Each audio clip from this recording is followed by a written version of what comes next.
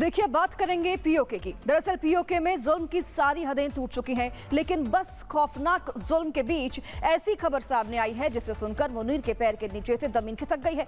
दरअसल मुनीर के पाले आतंकियों ने उसी के खिलाफ जंग का ऐलान कर दिया है। पीओके में आतंकियों ने पाक सेना के खिलाफ हथियार उठा लिया है और इसकी पुष्टि खुद पाकिस्तान के बड़े अधिकारियों ने की है। अब सवाल यह है कि अब मुनीर तेरा क्या होगा।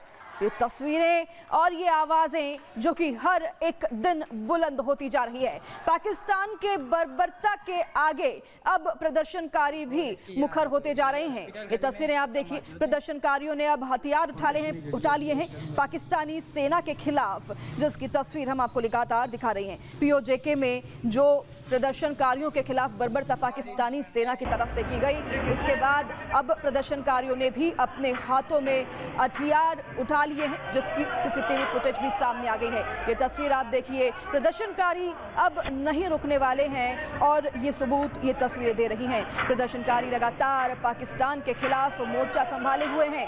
उनके ऊपर पाकिस्तानी सेना ने न जाने कितना जुल्म ढाया, कितनी बर्बरता की, लेकिन अब इन प्रदर्शनकारियों ने भी अपने हाथों में हथियार उठा लिए। देखिए इस रिपोर्ट को।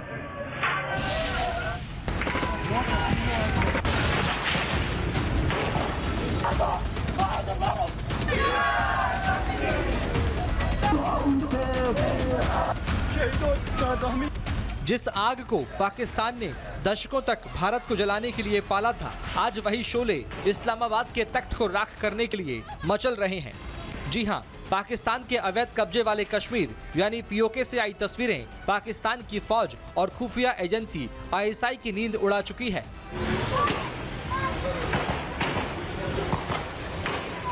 जनरल असीम मुनीर और शहबाज शरीफ की फौज अब अपनों के ही बीच घिर चुकी है।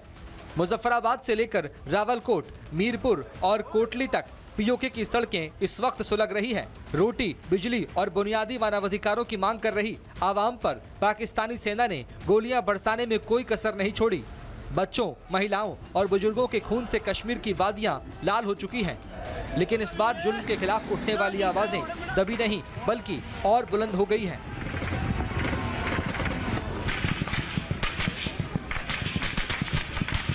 इस बीच पीओके के हालात पर एक सबसे बड़ा और चौंकाने वाला कड़वा सच सामने आया है, जिसने पाकिस्तान के उस नापाक चेहरे को बेनकाब कर दिया है जिसे वह दुनिया से छुपाता आया है। भारतीय विदेश मंत्रालय के मुताबिक पाकिस्तानी सेना ने जिस जिहादी और आतंकी तंत्र को कश्मीर में भारत के खिलाफ खून खराबा करने के लिए हथियार और ट्रेनिंग दी थी, आज वही प्रॉक्सी नेटवर्क और स्थानीय कमांडर पाकिस्तानी फौज के दमनकारी रवैये से त्रस्त होकर आवाम के साथ खड़े हो गए हैं। It's the establishment's absolute disdain for the innocent people of Pakistan-occupied Jammu and Kashmir was laid bare when their defense minister branded the protesting civilians as enemies. You would have seen those comments. The special assistant of the Prime Minister on political affairs openly admitted that the very mujahideen that Pakistani establishment trained, funded, armed and sent to India have now turned their guns inward, weaponizing themselves against the state. आपको बता दें कि Pakistani PM Shahbaz शरीफ के राजनीतिक सलाहकार राणा सनाउल्लाह ने हाल ही में दिए एक टीवी इंटरव्यू में कहा था कि हमने भारत को नुकसान पहुंचाने के लिए मुजाहिदीनों को ट्रेनिंग देकर तैयार किया था। वे अब पाकिस्तान के खिलाफ ही हथियार उठा चुके हैं।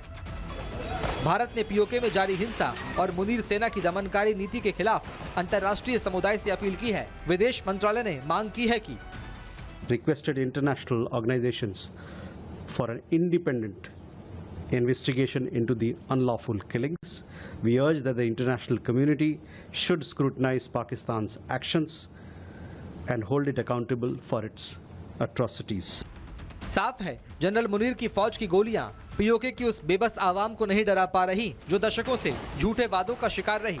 जिस आग को पाकिस्तान ने भारत को जलाने के लिए सुलगता छोड़ा था, आज वही शोले इस्लामाबाद के तख्त तक आ पहुंचे हैं।